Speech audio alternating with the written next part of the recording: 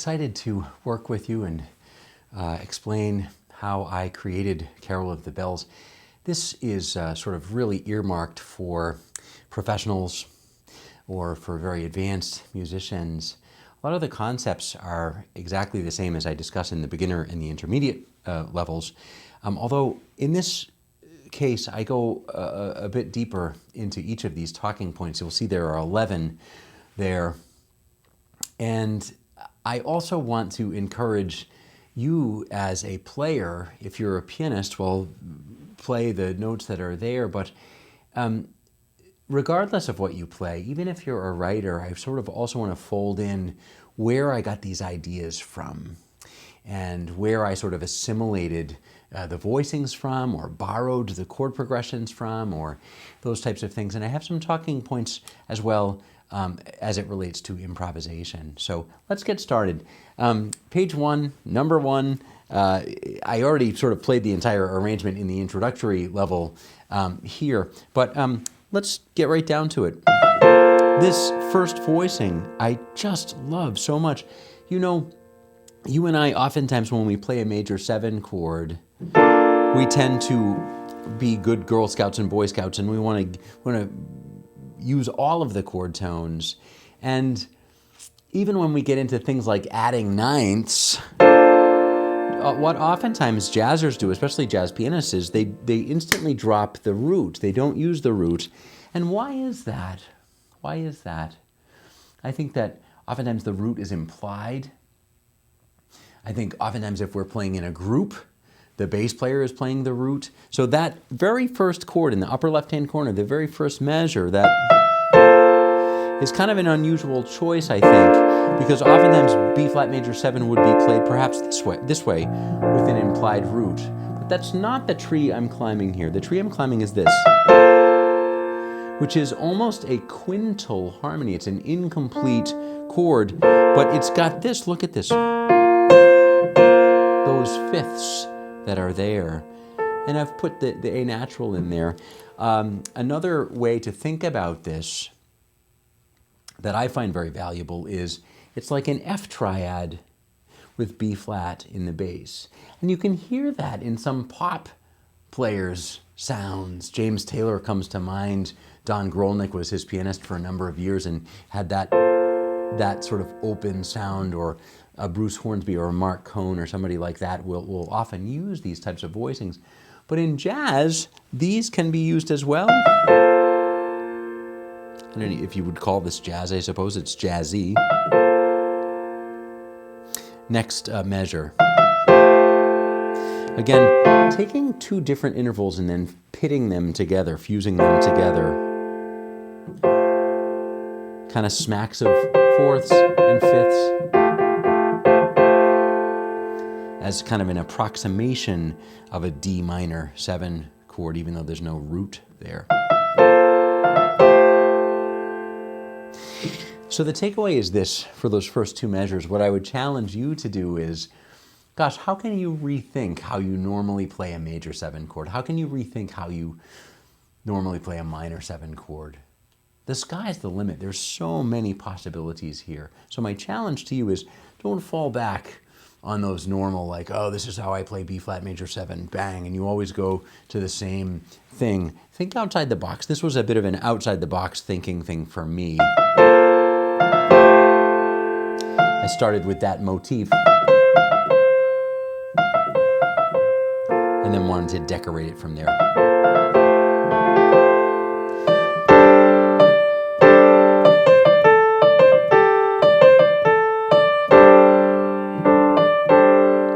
Again, fifths. I love fifths, fifths, fifths. Fifths on G, fifths on D. And these sort of clusters. It's same as what I was saying earlier. We tend to look at a chord and say, oh, I can put a ninth in there. Oh, I can put an 11 in there, that type of thing. But to actually put those in, but then to take some other things away, can really give us a very spare, open sound. That's pretty doggone open. That's pretty open. This is the G minor measure here, measure 3.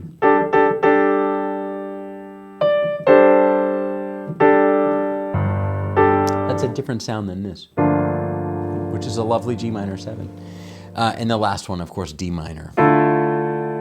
There's D triad, 9 for 1. Okay, so I'll bring some closure to this first talking point. I guess I will mention that I'm using something called a metric modulation, something that I would challenge you to do, where sometimes the quarter note equals the new quarter note, the old quarter note equals the new quarter note. Not all the time. Sometimes the old quarter note equals something else. In this case, the old whole note equals the new dotted half. 1 is 1 is 1 is 1. I'm feeling this in 1. Be-do-do, dee-do-do, be-do-dee-do. 1, 2, 3, 4, 1, 2, 3, 4, 1, 2, 3, 4, 1, 2, 3, 4. Be-do-do, dee-do-do, dee-do-dee-do. Be-do-do, be-do-do, dee-do-dee-do. 1, 2, 3, 4, 1, 2, 3, 4, 1, 2, 3, 4, 1, 2, 3, 4. Becomes 1, 2, 3, 1, 2, 3, 1, 2, 3, 1, 2, 3. So the 1, the quarter note stays consistent. I guess that's the easy way to put it, but the feeling of 1 is different.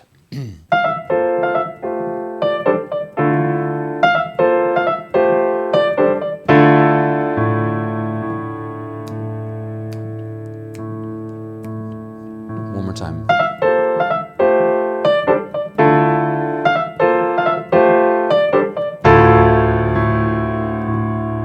And that sort of is a catalyst that brings those two sections together.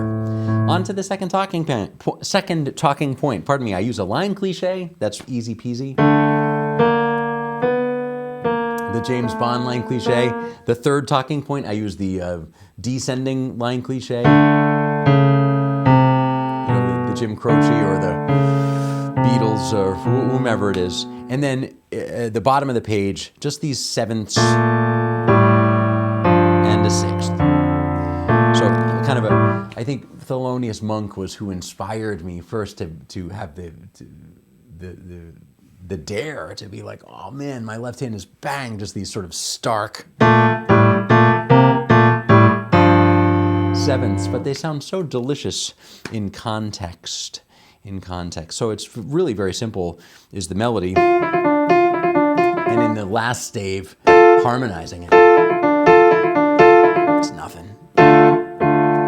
Here's the letter A, the third stave. Simple line cliche, descending line cliche. And now some chords. It sort of has that still that descending da da da da. Forgive me. Okay, so the second and third talking points. Nothing super technical, just really embracing the line cliche and using that. It's just such a lovely thing. At letter B, this is the fourth talking point and into the fifth talking point.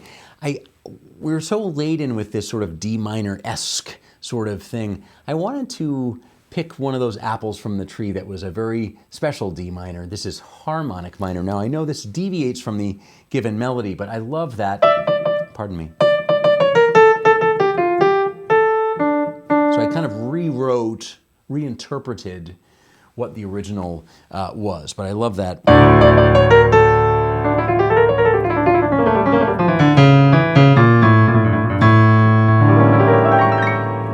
Let's get that D harmonic minor sound, and that's the fourth talking point. Fifth talking point, and I'll bring some closure with this. So the melody is, we'll start with the melody. That's the melodic thing.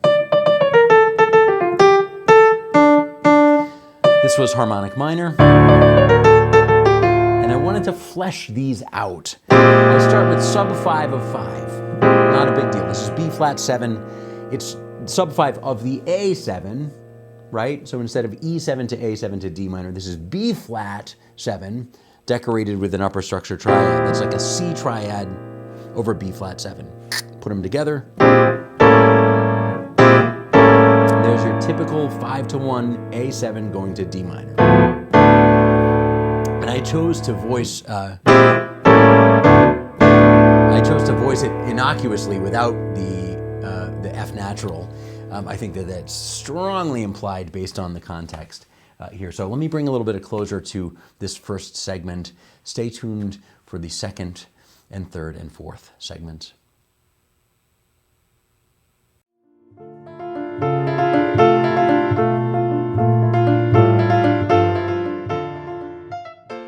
All right, let's keep going. So this is the sixth talking point. This is the second page of my arrangement.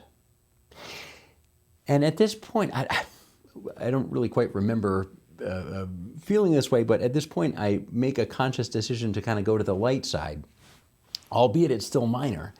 But instead of harmonic minor, it's melodic minor. Melodic minor. And as you probably are aware, jazzers tend to embrace and exclusively use the natural 6 and natural 7 of melodic minor, as opposed to the more traditional classical disposition, which is to use natural 6 and 7 on the way up, and then lower those flat 6 and 7 on the way down. So, brief recap. Here's D pure minor,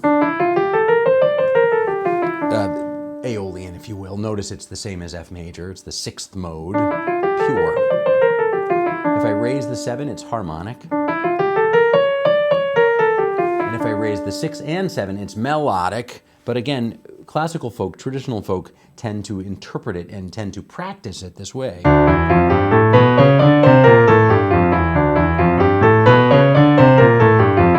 Jazzers tend to say, well, the heck with it. They just... And regardless of whether it's ascending or descending, natural 6 and natural 7.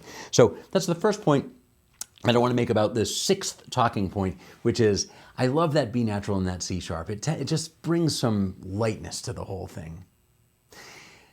And to go completely crazy with the light factor, I love the whole tone scale. Oh my gosh. So in that measures 35 and 36, we have this.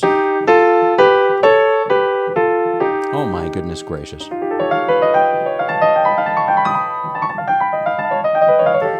Some people call it the augmented scale, which is fine. It's a combination of augmented chords. Whole tone scale, it's all whole steps. You and I remember that there are only two in this, on the topography of the ski in the Western world. There are only two whole steps. The one that starts here and the one that starts here. Any way you slice it, they're just lovely, like a hot air balloon going up into the...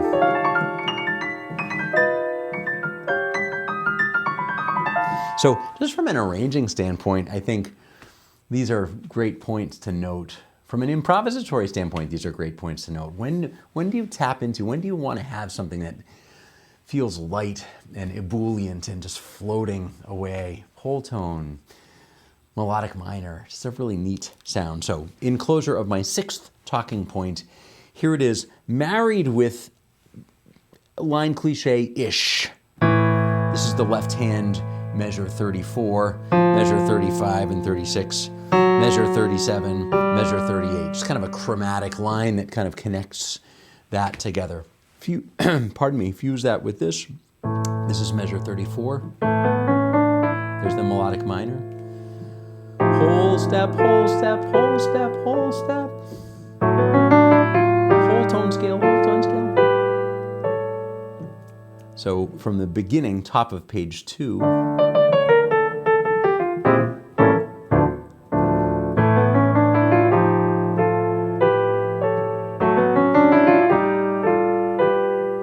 okay, let's go on. I have so much more to share with you.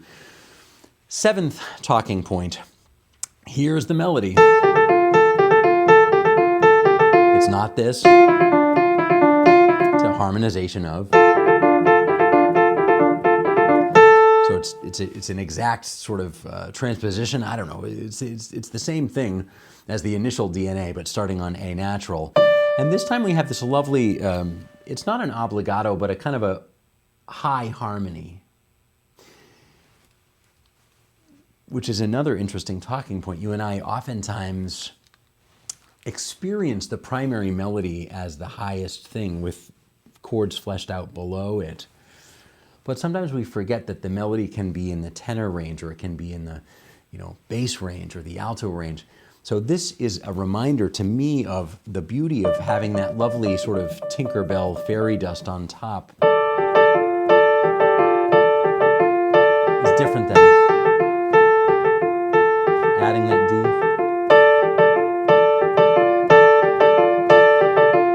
Left hand, sixths descending, kind of, I'm not sure, it's a bit of a mélange of the here's like sort of melodic minor, but here is C natural.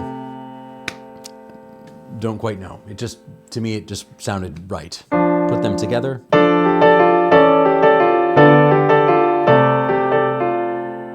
Onward, the eighth talking point.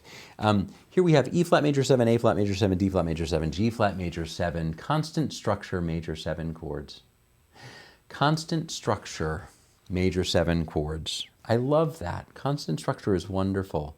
So often you and I, as players, as practitioners, as writers, as thinkers, we tend to get stuck sometimes. We tend to, if we let down our guard, we tend to gravitate towards that sort of wholly diatonic sound. And all of the little apples that are from that diatonic sound tend to define a particular sound, an inside sound. This helps us get a more outside sound. It's using cycle 5 technology. That's not a big deal. E flat, A flat, D flat, G flat. But those chords in and of themselves are really from different planets, and they really don't resemble at all D minor. So it was another kind of strategy to finding something that was like, wow, this feels different. This feels, a little sorbet between courses, as it were. And I use the same melody, and an interesting interpretation of that, this is measures 44 is this, measure 45 is this. Notice it's not this. I'm using this. Measure 46 and measure 47. E flat, A flat, D flat, G flat. And those fifths again, that sort of stark Gregorian chant power chord, like strings tuning up, those fifths, they're so primal and so wonderful. Fuse them together. I've got the 9 in there. To me, this is very quintal, isn't it? Fifth, fourth, kind of Copeland-esque. Pardon me. 9 and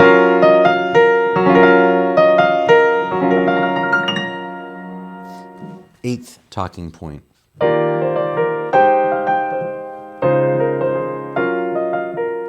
And at the bottom of that page is a recapitulation. It's a reiteration of the introduction into the third page, also a reiteration of the introduction. And so what I'll do here is bring a tiny bit of closure, kind of reset. It's a good place to take a pause. But I have 2 more segments to this video, and they're really talking points about improvisation. And so I'll be excited to share that with you.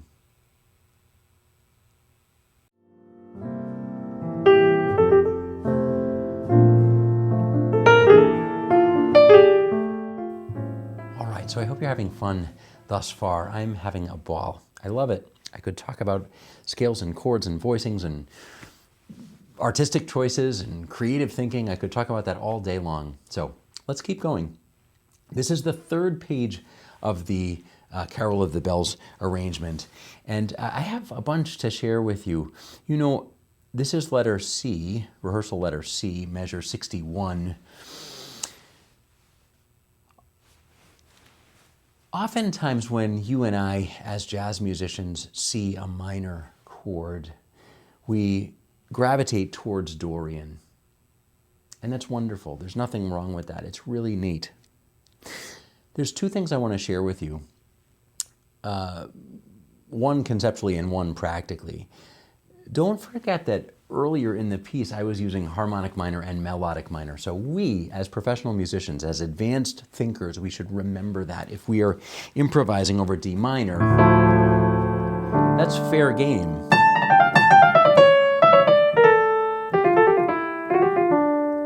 As is this.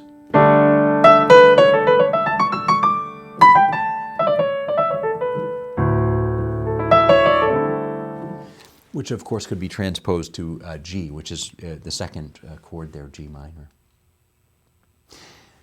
The point I want to make here is a little bit of a lesson, a little bit of a tutorial, and that is you can extrapolate pentatonic scales from Dorian, 3 to be exact. So if you and I have D Dorian,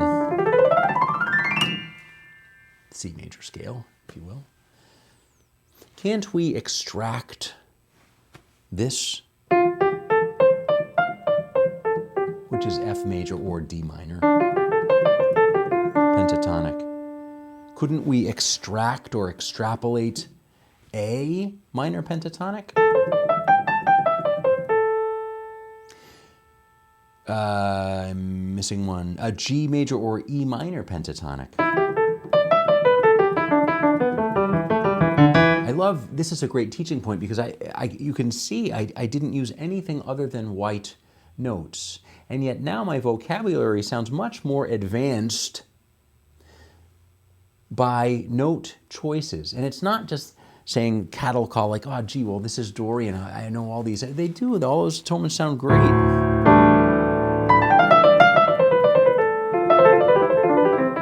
But by framing it in terms of pentatonic, it brings a different contour, it brings a different angularity to my sound.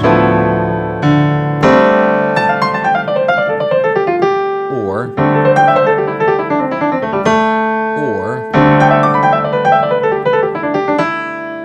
isn't that cool? Here's the summary. If you're thinking in terms of minor and minor, I've got a D minor chord, I've got a D Dorian mode, you can make a minor pentatonic scale on the 1, on the 5, and on the 2 or 9. Second degree of the scale would suffice here. So D minor pentatonic is the 1.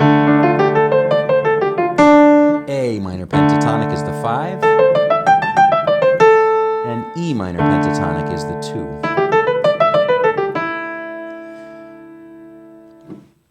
While we're thinking in those terms, let's go right to the next measure. This is G minor. Same thing. Dorian.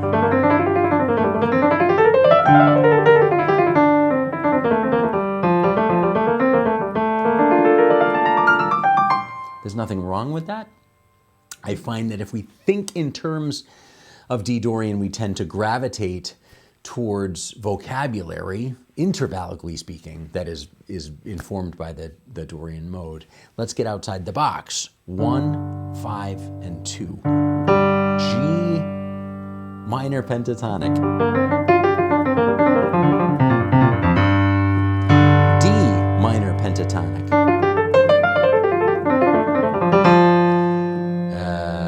Forgetting A, my goodness, A minor pentatonic.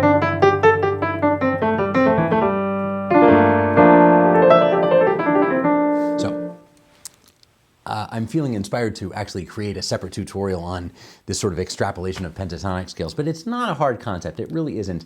And the outcome is amazing. Our sound changes. Our sound changes. It's very Chick Corea, very McCoy Tyner, really wonderful sounds. So onward.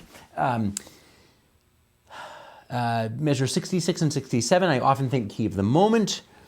Even measure 68, you could think D harmonic minor. I mentioned that at the intermediate level, but at this advanced level, let's talk a little bit about that minor 7 flat 5. And instead of Locrian, which would be the normal, there's nothing wrong with that, it sounds great. The 7th mode of the F major scale. How about super Locrian? A mode of the melodic minor. Oh, delicious. pardon me.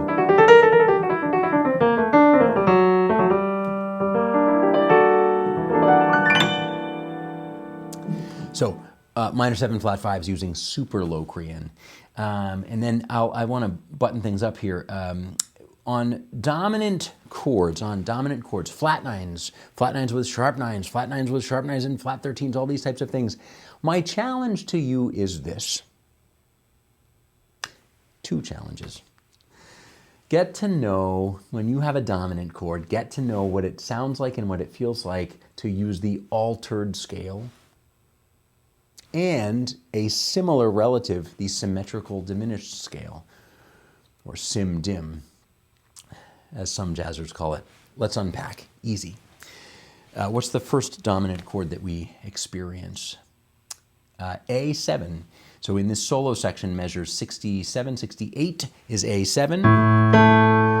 I tend to not build the altered scale in a linear fashion. I tend to layer it.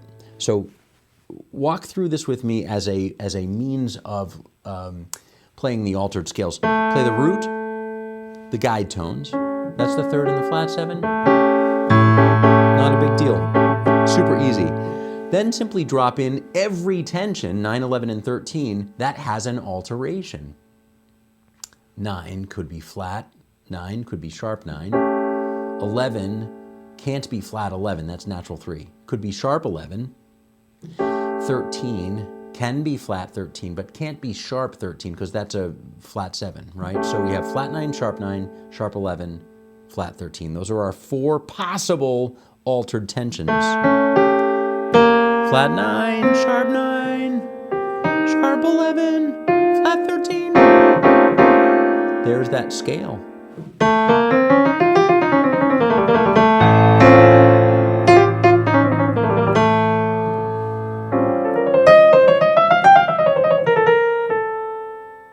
I got carried away there.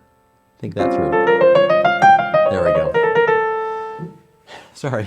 And last little bit is the octatonic scale, as highbrow folk call it, or the symmetrical diminished scale, which is if you start on a tonic, we're talking about A7 for the moment, if you start on the tonic, half step, whole step, half step, whole step, half step, whole step until the cows come home. So here we go. Half step, whole step, half step, whole step, half step, whole step, half step, whole step.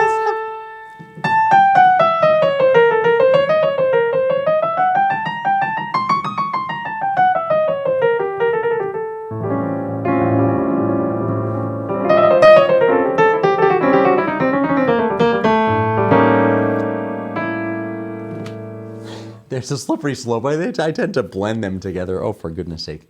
But suffice it to say, take a moment. Add that to your practice routine. What does it mean to play the altered scales? What does it mean to use symmetrical diminished? Because that will add some amazing angularity and some more sort of an outside sound rather than defaulting to Mixolydian or a blues scale or something like that. Those are lovely. They're absolutely divine. But that's kind of an expected sound, So I should bring some closure here. I have one more segment, and I'll try to use that last segment to sort of button things up, talk about the 4th page, and then sort of synthesize my thoughts here. More to come.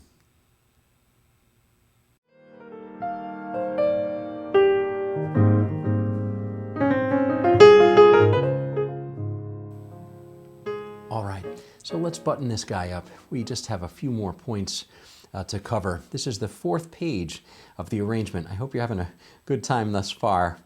So let's dig right in. At the top of the 4th page, it's the same 4 bars as you saw at the beginning of the C section of the solo section. It's just that D minor to G minor to D minor. And I guess it's an invitation, a reminder to us, gosh, Dorian is a great place to start. But you and I, as advanced musicians, as a professional musician, we don't necessarily, I just want to remind you, we don't necessarily have to, use Dorian. We have melodic minor and harmonic minor and blues and all kinds of options, even Phrygian, that have a minor sound to them.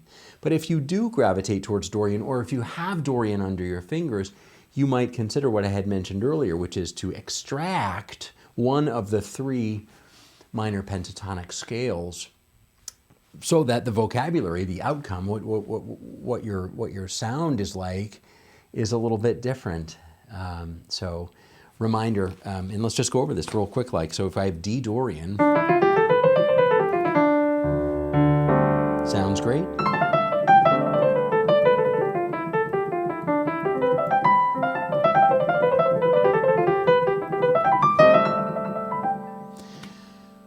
But I can make a minor pentatonic scale on the 1, on the first degree, on D. Gives me a kind of an inside sound. On the 5, which is A, same chord,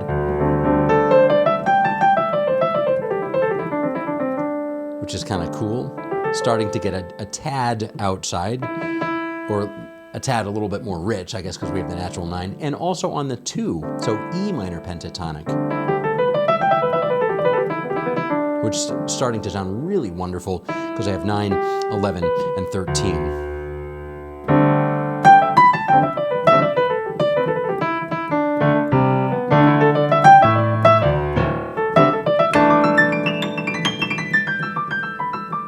Okay, so that is, to me, I find just absolutely fascinating and so interesting that these are sort of children that are born from that Dorian, larger Dorian mode. These are subsets, if you will, subsets of a scale. So something to think about. The most important thing that I can remind you of and remind myself of is that these are sort of tools in the shed. These are colors on the palette. But at the end of the day, real improvisation, hopefully, is a heart and soul matter, and not that it only lives in sort of cerebral land. You know, so really push yourself to master those scales so that they really permeate who you are, and that you can close your eyes and sort of emote, as it were. Second stave, I have plenty to share. This is, I had spoken of this earlier, major 7 chords in constant structure. It's cycle 5. E flat major 7, A flat major 7, D flat major 7, G flat major 7. Not that big of a deal. But I want to remind you, I want to remind myself as well, as improvisers, we have options. I guess the most obvious option is the major scale. There's nothing wrong with that. It's like vanilla ice cream. It's really great.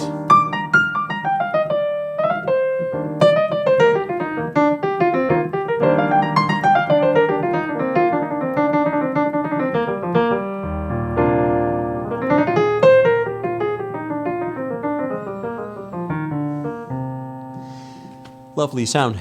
I love to add into the mix the concept of using Lydian, the 4th mode, Lydian, or if you prefer to think of Lydian as a major scale with a sharp 4, whatever floats your boat, that's totally, totally fine. Now let's think of it that way for a moment. This is Do, Re, Mi. Here's the major scale. If I sharp the 4th, I get Lydian. And what a lovely sound that is. Wow, just that change from A flat to A natural. It just brings such lightness and wonder. It's like fairy dust. It's just absolutely delightful. The real appreciation for me, when I'm weighing which color I want to use, major scale, Ionian, or Lydian, is when I stack them in a tertial fashion in thirds, I can really appreciate the difference between A flat and A natural. Here we go.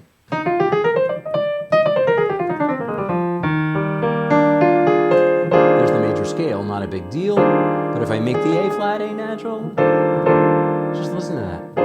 There's a sound, here's a different sound. I arguably, the Lydian sound is lighter, there's less tension. Why? It's probably obvious to you. The whole step relationship here is not that harsh. It's fairly consonant on the continuum of consonance versus dissonance. As soon as it becomes A flat, it moves over and it becomes more dissonant, right? It's a little bit more like nails on the chalkboard. Last point I want to make on the second stave, and then I'll move on from there.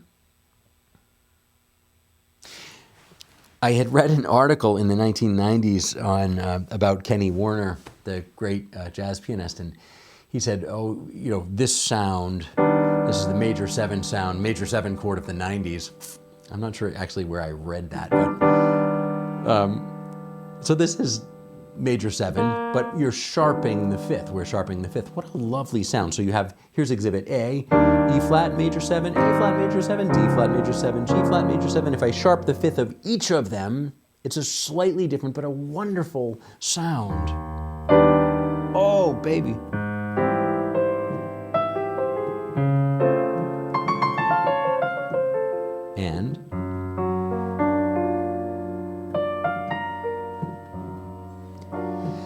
And so it really begs the question, well, what kind of chord scale do you derive from that? And I submit this. It's Lydian with a sharp 5. E flat major 7 sharp 5, here it is. And you can think in those terms, but we can also think of it in another way. Isn't it the 3rd mode of melodic minor? It is. Check it out. So sometimes I love to make these discoveries because I already know my melodic minor scales. You probably know your melodic minor scales too. Let's capitalize on them, but we're using the 3rd mode of them. So on the lead sheet, I've actually written a few notes about, you know, E flat major 7 sharp 5, use C melodic minor. A flat, pardon me, A flat major 7 sharp 5, use F melodic minor.